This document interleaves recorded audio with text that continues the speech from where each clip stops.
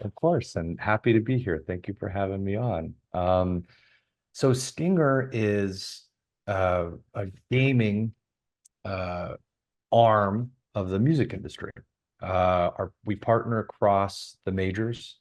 So Universal, Warner, Sony are all our partners. Since we've also expanded to sort of the major indies, Merlin, Believe, the downtown, the significant rights holders who are in the space who are also not the majors.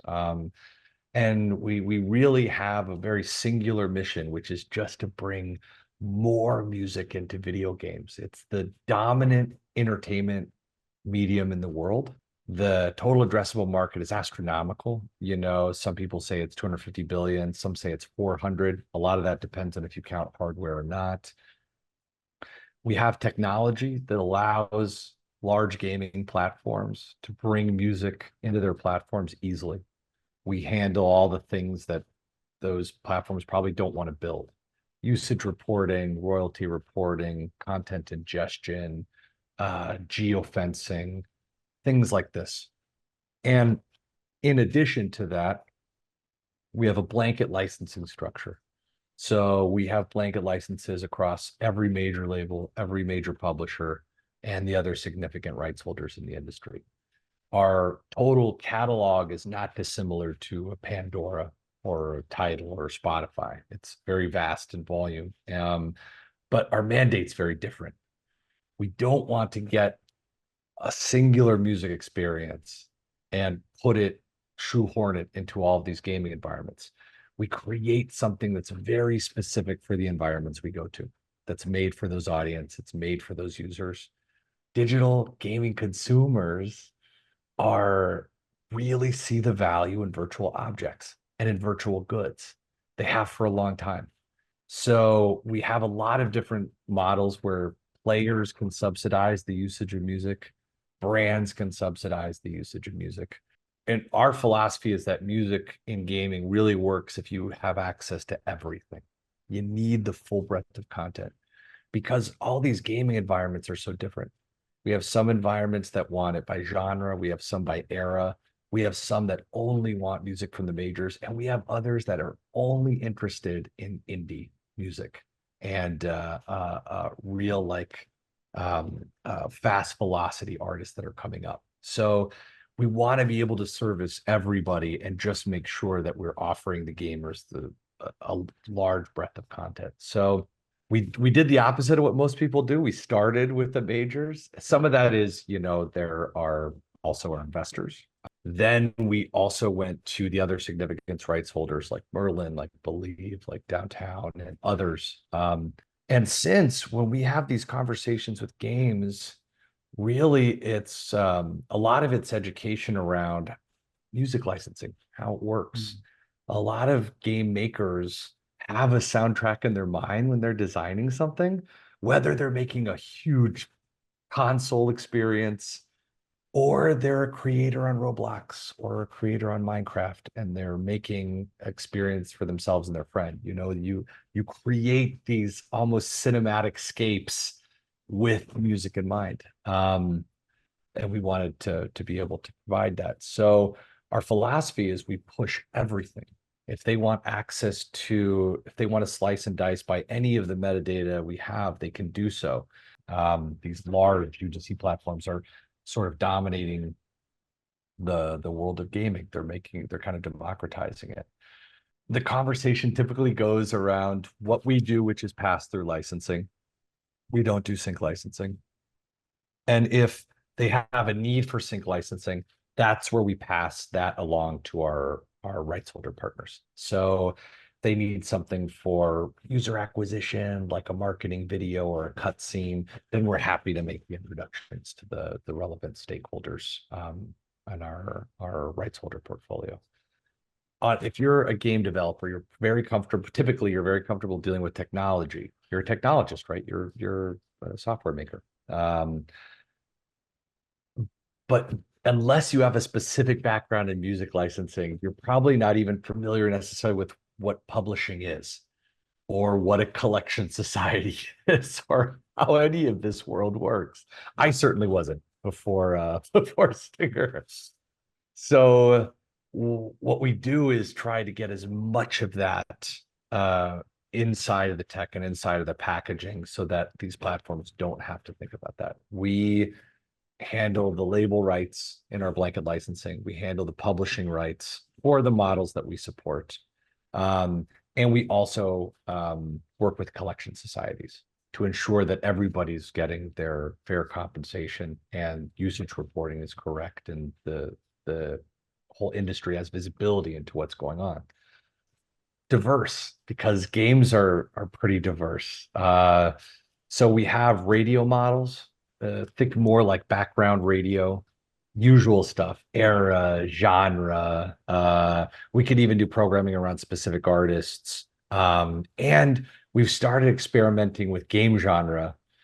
So what does it look like to make a station just for a particular genre of game? And is that based on BPM? Is that based on mood? Typically, it's a couple of different things. We also have emote products. If individuals want to buy snippets of music, not dissimilar to what Fortnite's doing right now, we have versions of that are coming out that are based around soundboards. And then we have a couple of things in the pipeline that you haven't seen before that are going to be pretty interesting in terms of how users interact with music. But none of our stuff is sync-based. We shoot everything from our servers. Everything is non-sync to the particular action of the game. And an individual user can ingest the models, typically through a payment model or ad-funded. And it's social. We try to make it so that they can either have a single listening experience if they want to, but they can do small group listening and also have audio impact their surrounding friends, because to our way of thinking, it's social. Music and audio it can be inherently social, and games are inherently social environments. I think it's different depending on the rights holder. Some of it is, I'll put it into two categories. Some of it's offensive, meaning they just want to go where the demographics are. And gaming has a really broad demographic. It's every age. We have gaming platforms that are Gen X plus. We have gaming platforms that are almost entirely Gen Alpha, a little bit of Gen Z. But Gen Alpha and Gen Z are hard to reach. They don't necessarily have DSP subscriptions. They don't necessarily listen or view the same kind of media their parents do, or even their older siblings do. And their way they consume content is different. So I think artists and labels and publishers are interested in having content in front of this audience to gain exposure, and to see if they like it, and then there's a defensive aspect to it as well. There are some larger gaming platforms that only use production music, their own, that they've created themselves. They do this because then they don't have to deal with things like collection societies. They don't have to worry about publishing. They own the end-to-end rights.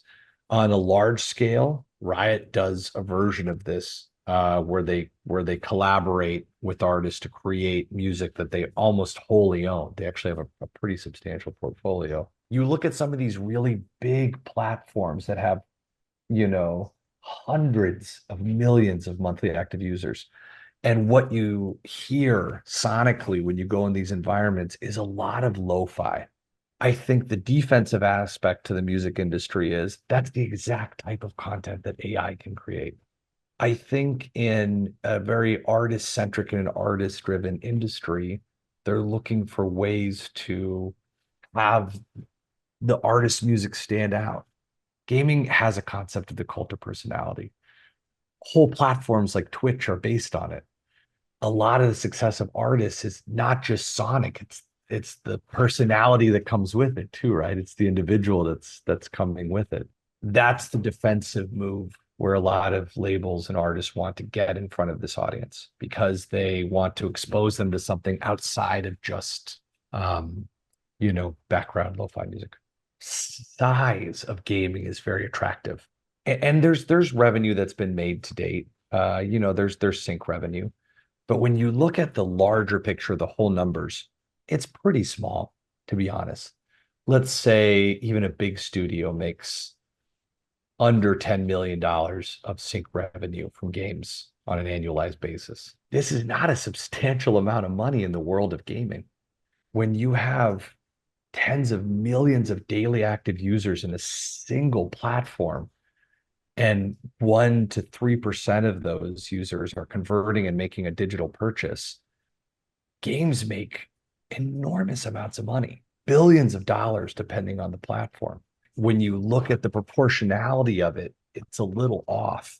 And a lot of that has simply been music has been used in a very passive way inside of games. That's what we want to change, is we feel in a world where tens of millions of digital goods are bought every single day, this is where, in an environment where personalization means a lot to consumers, this is where there's a huge opportunity for music. If music can come and provide sonic identity, a cosmetic that's audio as opposed to just visual, like an audio version of the skin, this holds an enormous amount of value to gamers. And that level of participation will be something that I think the music industry hasn't seen since social media platforms. When consumers started to be able to get snippets of music and overlay it onto their videos to make something new. I think games has a huge potential for this. I think some of the trends we're seeing around personalization, Fortnite really struck on something with the concept of the emote, right? And when you look at the SRP, it's high. It can be $7.99. That's not super far off from what CDs used to be. Some CDs used to be and cassette tapes back in the day. Less than a vinyl now, but not immaterial for a single snippet of a single song. Gamers like personalization, and especially personalization that has a prestige or a funny moment associated with it, or something that allows them to change or elevate their status socially amongst their immediate peer set that they're in a game with.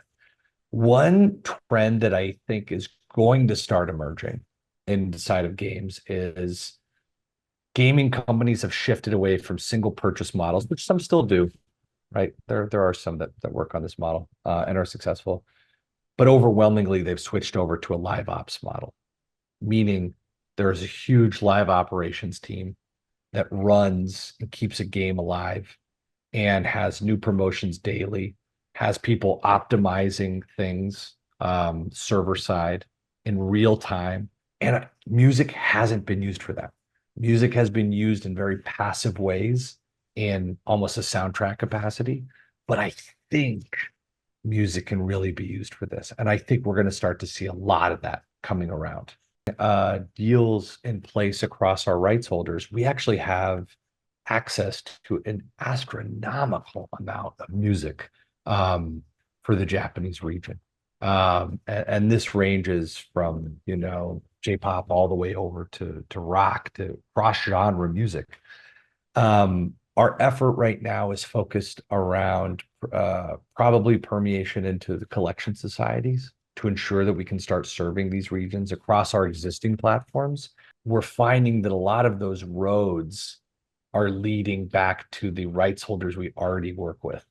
And that means a lot of the effort is more around the collecting societies as opposed to securing additional rights. And then really starting to work with Japanese game makers to get some really bespoke programming that is not just for Japan, but also for Japan and the rest of the world. I will tell you on Roblox right now, it is our most popular genre by an order of magnitude. Exposure is a good thing. And in the world of video games, you have friends who are geographical territories don't mean much, You have friends on a server from multiple different countries at the same time. And I think there's opportunities to serve music into these particular regions and to serve music into Japan that's catered for Japan. But also, I think there's an enormous opportunity to get Japanese music and bring it out broader into the world of gaming and get some additional exposure around it. I mean, I think audiences, particularly Gen Z and Gen Alpha, would love this, would love this. They're already obsessed with Japanese culture and entertainment. The world of gaming is incredibly flexible. It's made all its money and had all its success on flexibility. If when you run a big server side game, I've had gaming studios, everything that the consumer sees is hooked up to a back-end server that somebody can work with in real time. And if a price point isn't working, you change that price point. In fact, you change it 50 times, throw 50 different versions out and experiment and pick the one that does the best. I mean, gaming is all about experimentation collapsing to the best variant. Experimentation collapsing to the best variant. It's a surprisingly scientific process, actually. Music is less flexible. I feel like a lot of that, and it's not necessarily music's fault, right? The framework, the licensing frameworks that are in place have a history against them, but gaming doesn't work like a DSP.